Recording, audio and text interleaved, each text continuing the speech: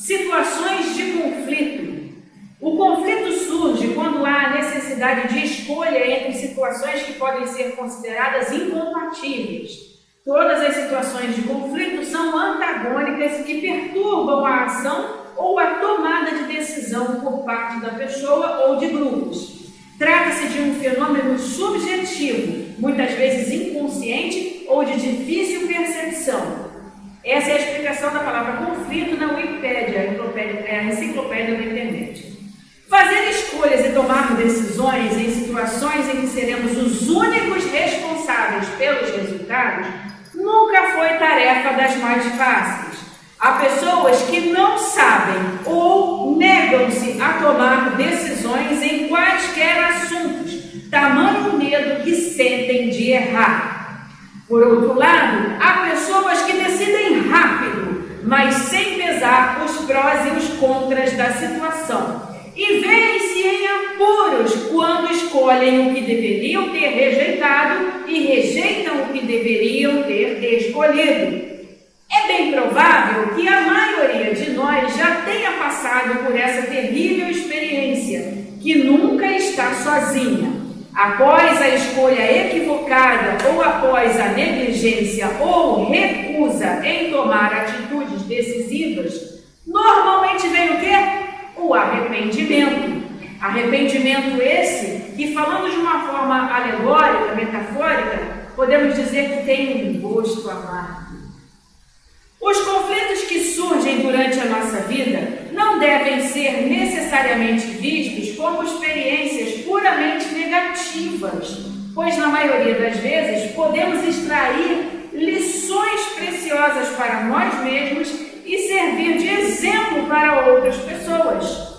O ideal seria que estivéssemos sempre em estado de serenidade mental e espiritual para que escolhêssemos a melhor ou as melhores soluções. Infelizmente, não é sempre assim que acontece, e nós acabamos por ficar diante de situações limite, onde a tomada de decisão imediata faz-se necessária e urgente. Nessas horas, a ajuda de Deus, claro, é sempre bem-vinda.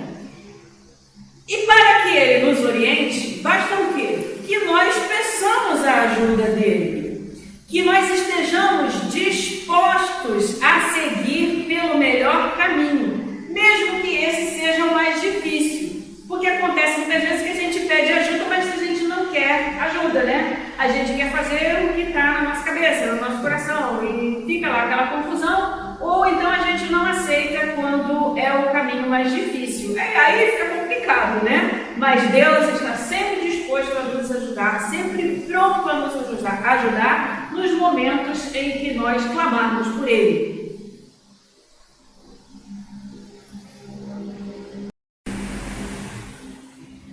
No texto de hoje do Antigo Testamento, nós temos os 10 mandamentos, uma lei para pôr freio na nossa irracionalidade e perversão inerente. A gente já nasce assim, né? Trata-se não apenas de uma lei espiritual, mas também de preceitos sociais e de convivência entre as pessoas. Ser filho de Deus e, consequentemente, seguidor de Jesus, vai muito além de somente respeitá-lo, sendo necessário também o respeito ao próximo, bem como a toda a criação. Algo que parece óbvio, mas que para a maioria dos seres humanos, finge não entender e desrespeita por convicção, sabendo o que está fazendo mesmo. O texto da epístola de hoje nos fala sobre um outro conflito interno das pessoas, que é a mensagem da morte e ressurreição de Jesus. Uma mensagem que para uns é ofensa e que para outros é loucura. Uns pedem milagres como provas de que Jesus é o Messias, enquanto outros buscam explicações racionais e científicas. Ou seja, todos em conflito entre crer ou não crer na mensagem de Jesus. E sabem por quê? Porque a mensagem de Jesus confronta, bate de frente com os interesses mundanos. A mensagem do amor incondicional, do amor ao próximo, do amor a si mesmo, do amor a Deus, dói nos ouvidos incircuncisos da maioria dos seres humanos.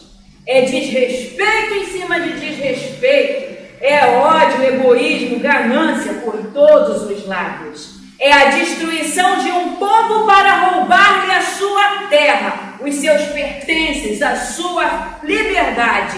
Genocídio, um após o outro, aqui e acolá. E assim tem sido desde que o ser humano surgiu nesse planeta, infelizmente. E nós, profetas do Deus Altíssimo, estamos aqui em mais uma quaresma, clamando no deserto do coração humano a mensagem de Jesus, que é ofensa para uns e loucura para outros. Concordamos que não é fácil vivenciar um conflito e tomar as atitudes corretas, muitas vezes em prejuízo próprio, do nosso próprio ego. Não é fácil, porém é possível. Para tal, é necessário que os nossos interesses sejam os interesses de Deus e não os nossos, conforme Colossenses 3, de 1 a 4. Vocês foram ressuscitados com Cristo. Portanto, ponham o seu interesse nas coisas que são do céu, onde Cristo está sentado ao lado direito de Deus.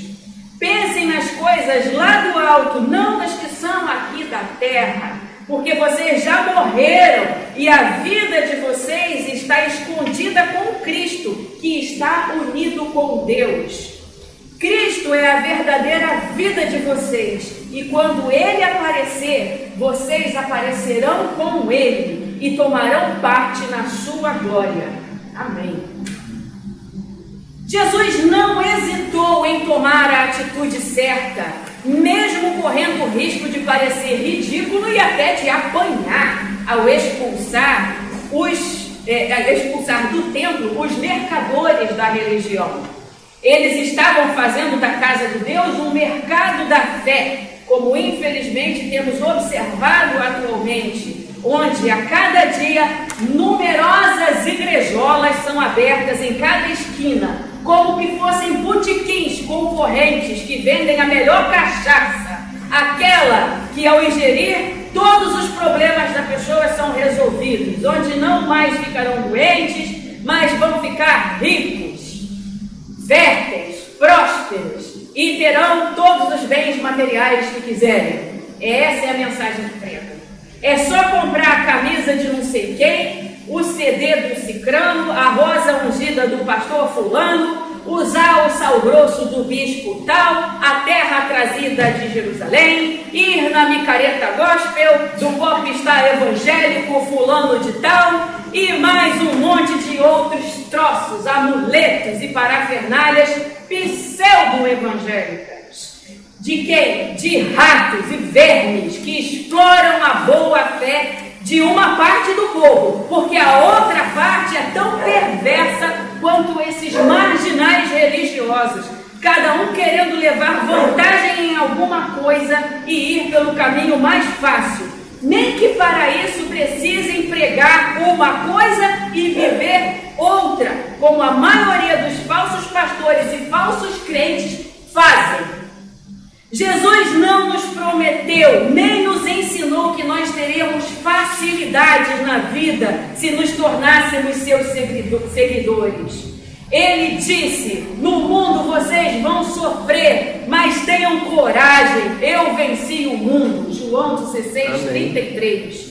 Entretanto, prestem atenção. Se por um lado os sofrimentos e os conflitos fazem parte da vida dos cristãos, nós temos também a certeza de que Deus está sempre conosco e não nos desampara nunca. Salmo 23:1. O Senhor é o meu pastor e nada me faltará. É nesse Jesus que nós cremos, aquele que venceu o mundo e nos deixou a garantia de que, por pior que seja a nossa crise, o nosso problema, o nosso dilema, o nosso conflito, Ele estará conosco, nos guiando, ajudando e mostrando o melhor caminho. Todos todos os dias até o fim dos tempos, como ele nos falou em Mateus 28:20. Que Deus nos abençoe, Jesus Cristo seja sempre o nosso guia. Amém. Amém.